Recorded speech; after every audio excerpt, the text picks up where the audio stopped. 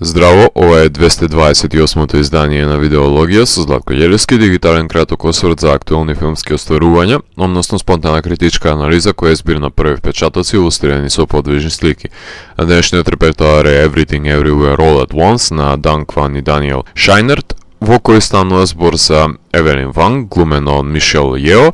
кинеска имигрантка која што живее во САД со своето семејство и работи во перална за облека, која што ја затекнуваме во период од животот непосредно пред незиниот сопруг Вејворд да и ги додели документите за развод и ќерката да се обиде да и соопшти дека е геј, кога настанува нарушување на универзумот и Евелин е вовлечена во постојано скокање во различна стварност, во која треба да се соочи со модифицираните итерации од членовите на незината фамилија, со кој е во постојана физичка борба за надминување на дивергентните светогледи. Првично, како своевиден антагонист се појавува и Џејми Лин Кертис, која што ја глуми чиновничката Диадре, која што се обидува да добие средено сметководство и платени даноци од страна на семејниот бизнис, која всушност сакаат само да се спријатели со Евелин и да излезе пресред на жената која е заглавена во доделениот пасивен и невпечатлив живот, иако во реалноста е непропуслива кон хаотичната неорганизираност на семејството Ванг, а потоа сопругот и ќерката во засебни универзуми стануваат закрвени противници со кои Евелин физички се пресметува, колку што дозволуваат физичките закони во нив пред се. Филмот можеме да го преполовиме на две рамништа, во кои едното се базира на визуелниот приказ на мултиверзумот, а другото е за емоционалните компоненти на единката на заедницата која ја нарекуваме семејство. Тука може да најдеме клуч за одгатнување на жанровската дифузија со која е бомбардиран гледачот, затоа што во срцевината на филмот се наоѓа таткото, мајката и ќерката, кои се обидуваат да останат во целовито јадро на филмот, нуклеус околу кој ќе се наметне впрегнувањето и преплетувањето на универзумите. Со напукнувањето на нивната корелација се јавуваат визуелни јазови,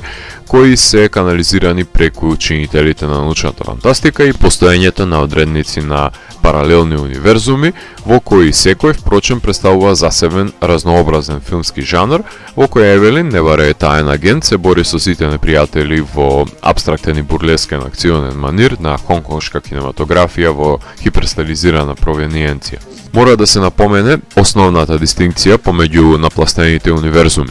Една е француска ситуираност на љубовничките со прсти како виршли насловена Love and Sausages, која представува романтична љубовна мелодрама, потоа тука е универзумот на азиските боречки вештини насловен Pinky of Fury, документарниот сегмент во кој дискутираат неподвижните камења се нарекува Rocks, кинеската романса реализирана во стилот на Вон Кар-вај гласи Fractured Personas, а Дизни филмот на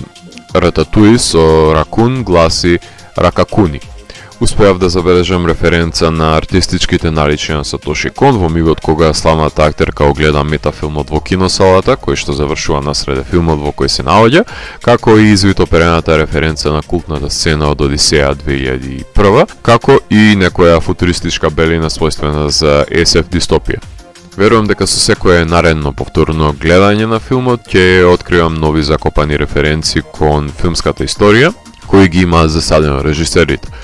Најпровидната аналогија може да се направи со Matrix или Cloud Atlas, меѓутоа сметам дека во рамки на структуралното кршење на палимпсестото од универзуми, John Dies at the End беше по-очудувачко остварување, кај што полуцидни се пространствата на симулакрумот до кој допира визуелната шизофренија, наспротив небесните и инфантилни идеи на Даниелс, кои на моменти делуваат како играна верзија на цртан филм на Looney Tunes, а друг пат во обличување налик Adaptation being John Malkovich, I'm thinking of ending things, Eternal Sunshine, Spotless Mind, односно се што има напишано Чарли Кауфман, без да настане аболиција на помислата и предизвикаат умобол сите постоечки пермутации. Евидентна е неисполнетоста која прераснува во тегоба за сите ликови, на кои им се доделени непроменливи улоги во кои се закотвени, да го глумат идеалното кинеско семејство кое е нереализирано во секој домен. Сопругот е несреќен и игнориран, ќерката се плаши да им обелодени на родителите дека има девојка, а Евелин е заглавена во функцијата на покорна и послушна кинеска сопруга, која живее за да работи и ништо повеќе, мечтајќи за сите можни животи кои би ги имала, доколку не заглавела во тој контекст, а напливот на мултиверзумот е своевидна себереализација во различни чевли. Незиниот однос со родителот наспроти односот со својата ќерка и одобрувањето на сопствениот потенцијал се судира со генерацијски јаз, кај што родителот смета дека има представа како треба да живее детето, која најчесто се коси со реалноста во која родителите не се активни партиципиенти и тоа одамна. Како што филмот е фрагментиран на поглавја кои се извадоци од насловот, за да се даде некаква структура на установување на шокот од поделените светови, нивното совладување и обединување на фамилијата во среќен крај по сите канонизирани клишеа, се крие хумористичен потфат во кој суперсила се добива во малите прсти, со некои светови прстите се виршли, а комична е употребата на сите секс играчки и како средство за физичка пресметка, но и уред за трансгресивен премин помеѓу универзумите, штом се стави во сопствениот отвор. Кај мене ќе биде добро да иде на секоја доза на наивен црн хумор на Даниелс, но се сомневам дека секој гледач во мултиплексите ќе имаат разбирање за нивната стилска лудорија, не одвоива од сопствените обсервациони инхибиции. Универзално разбирливо е незадоволството од телесната поставеност на ликовите, но со оглед на тоа што во секоја интеракција оживуваме дел од нас, притаен универзум во нас, дали во дигиталниот свет или во реалниот, не треба да не биде конфузна идејата од помешување на бројните пространства на неодживеаните животи, вариабили и модулации кои своевремено во некоја форма секојдневно ги допираме, барем накратко, иако детерминанта на која се навраќаме ќе биде реалноста во која Евелин ќе мора да го плати данокот на еден или друг начин, без разлика на околностите и поединостите на кои подлегнала незината напукната епистемологија. Најпрвен за пофалба се каскадерите и каскадерките, на чијшто грб паѓа тежиштето на кореографијата на меѓусебните борби и се разбира смелоста на Мишел Џејмилин и останатиот дел од актерската екипа, кои имале доверба да веруваат во конфузното сценарио, затоа што режисерите имаат своја глава визија во која умеат да ја спакуваат снимената карневализација. Снимателот на Кин, Лус Копкар, Ларкин Сейпл,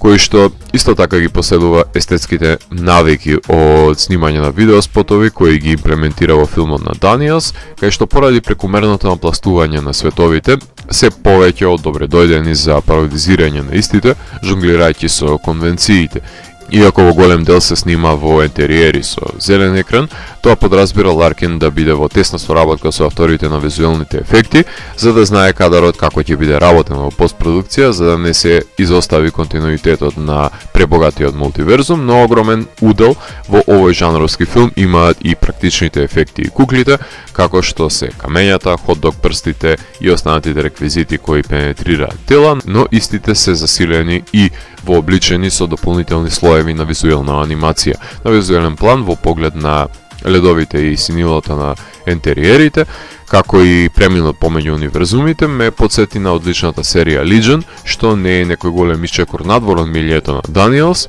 затоа што имаат режирано една епизода од неа. Филмот не би ги имал без прекорните транзиции во меч резовите да не беше монтажерот на Dead of Dick Long и You Cannot Kill David Arquette, Пол Роджерс, кој што мислам дека самиот чин што успеал да ја состави оваа визуелна ентропија од соневит филм, заслужува номинација за Оскар. Светлото, кореографијата и сценографијата низ универзумите е толку различна,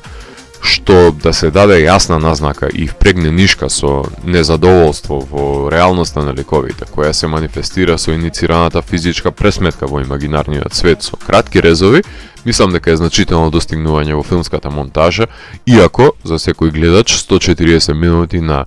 изменично монтирање на световите знае да биде истрошувачки процес, затоа што не е единствен филм кој е снимен на планетава.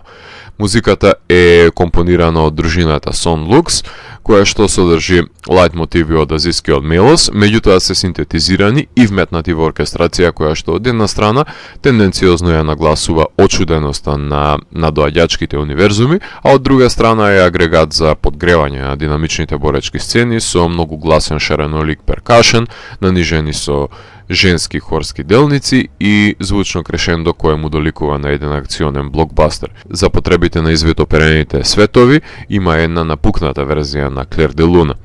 Режисерите кои се познати по псевдонимот Даниелс ја започнаа својата кариера со видеоспотовите на FM Belfast, The 100 in the Hands, Manchester Orchestra, Tenacious D, пред една деценија, за во меѓувреме да снимаат и неколку кратки играни филмови, Your Boyfriend's Funeral, Swingers, My Best Friend's Wedding, Possibilia, Interesting Ball, кај што физички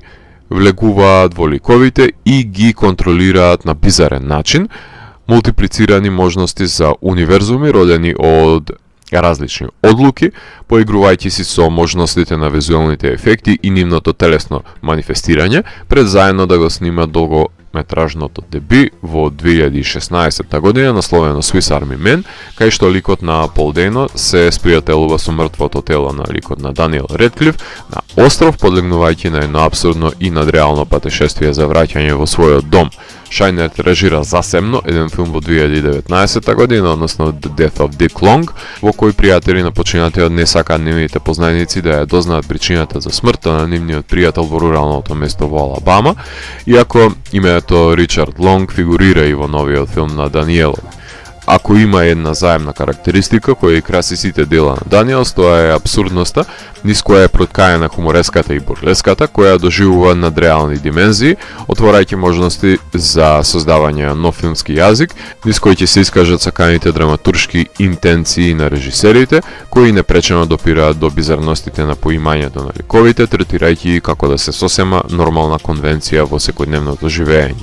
Неспорен е визуелниот квалитет на прелевањето на универзумите, но кога ќе се тргнеме настрана од шаренилото, ќе согледаме дека базичната идеја на филмот за консолидирање на семејните релации и споделување на потиснатите фрустрации кои се манифестирани низ калеидоскопот на светови, нема дополнителна елаборација и разработка на ликовите, следувајќи го делото на најшареноликиот семеен филм кој е снимен во историјата на филмот, меѓутоа нема поголема и подлабока детализација на ликовите, ниту пак развој на действие, па затоа визуелната екстраваганца со мноштвото на светови е одлична диверзија од рудименталната семејна мелодрама која е подтекст на делото. Сведоци сме на мултимилионскиот рингишпил, третирајќи го филмот како ескапистички медиум кој не е екзибиционо дело без драматуршка подлога, но не е никој знае колку дебел пандишпан за да ја држи лавината на шлак и фил. Идеален за гледачи кои немаат капацитет да го задржат вниманието на кадри подолги од 10 секунди. Филмот имаше својата премиера на South by Southwest, отворајќи го фестивалот и добивајќи заслужената награда на Adobe за најдобра монтажа. Потоа беше дистрибуиран на страна на A24 во киносалите, дури и кај нас, и заврши на стриминг платформите. Филм под чија што еклектична научно-фантастична лакрдија се крие хуманата димензија за семејството кое што се обидува да остане заедно, да се избори, за да се сослушаат помеѓу себе членовите за нивните потреби и да биде ставено крај на нивното страдање од премолчените нарави кои еруптираат во облик на поделени универзуми, кај што може да се живеат хипотезите за различни животи. Кој свети да е во прашање, семејството е основната единка која мора да остане целовита за да не се срушат сите постојања сидро на среде цунами.